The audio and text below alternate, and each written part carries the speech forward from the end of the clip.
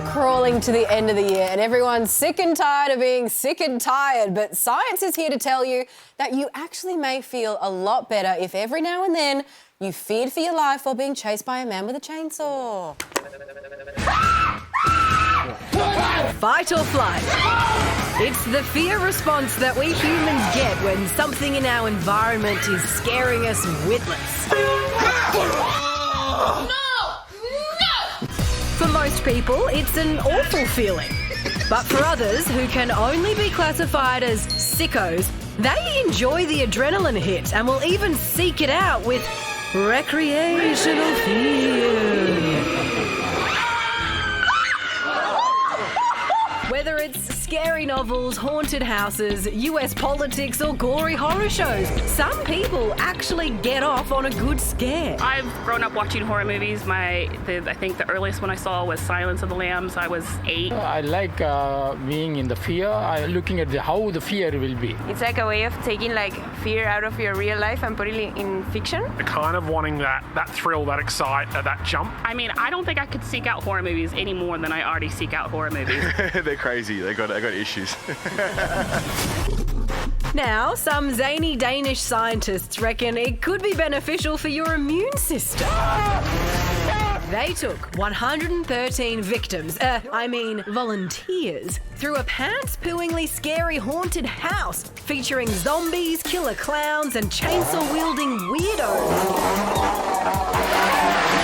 After analysing before and after blood samples... Holy Researchers found a big decrease in participants' HSCRP levels and also a decrease in white blood cells. Basically, a reduction in their levels of inflammation. The co-author concluding, it looks like it might be beneficial for physical health to be chased by a guy with a chainsaw.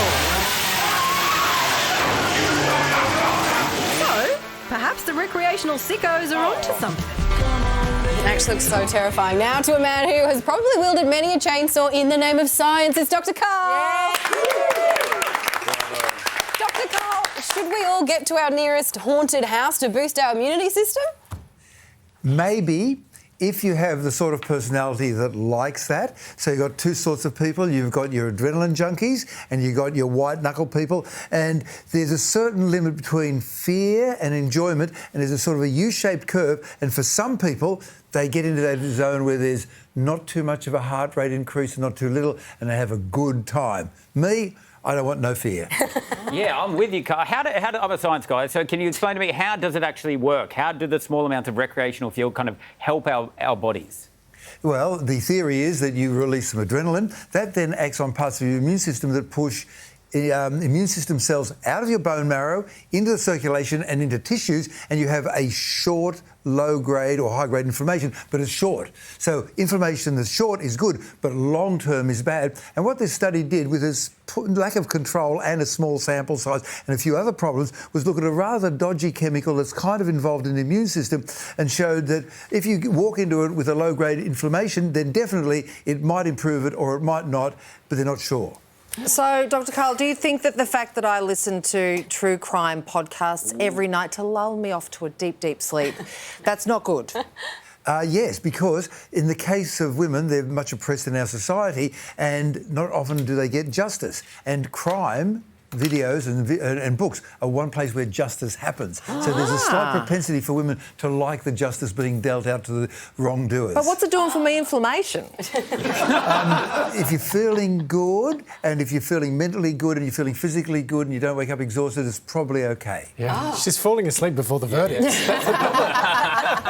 Now, I want to talk to you about a bit of other news that we've been seeing in the headlines today. So Donald Trump has appointed a TV doctor, Dr. Oz, to run the Medicare portfolios in the States. Now, I'm kind of curious, do you think that this is a sign that TV doctors of all descriptions might be ready to take over the world? Oh, I think you need to be functionally illiterate with a grade 3 reading level to do that if you define the world as the USA. What is happening here is we have somebody who thinks that colloidal silver will fix up colds, who denies climate change, and who also reckons that ivermectin will work in fixing up COVID, and they've been put in charge of something that is to do with health. So it's almost as though it's a deliberate attempt to put somebody who hates something in charge of something. Now, that's me being a bit bludgeon-like. I wish I could be more rapier-like, but not quite. So, Dr. Karl, just for me, you're not a fan of that decision? Well, on one hand, Mehmet Oz did really well at Harvard and got summa cum laude, which they don't give away for nothing, and then went down the dark side and, as a trained scientist-type person who did really well, went into believing in all sorts of non-scientific stuff. And I myself am scared of spiders, so I kind of sympathise. Would you ever consider it if the PM approached you for his cabinet? I did actually run for politics in 2007 and failed. One of the many failures in my life. Were you an independent? What was your party? The party was Climate Change, a coalition, and out of the 782,000 votes needed to get into the federal Senate from New South Wales, I got 44,000, which is apparently a record under the line, and that was before social media. On the other hand, my wife says that she'll divorce me and maybe go into a fear house if I run for politics again. Swings and roundabouts. Yeah, Dr. Karl, we love you. Thanks for your time.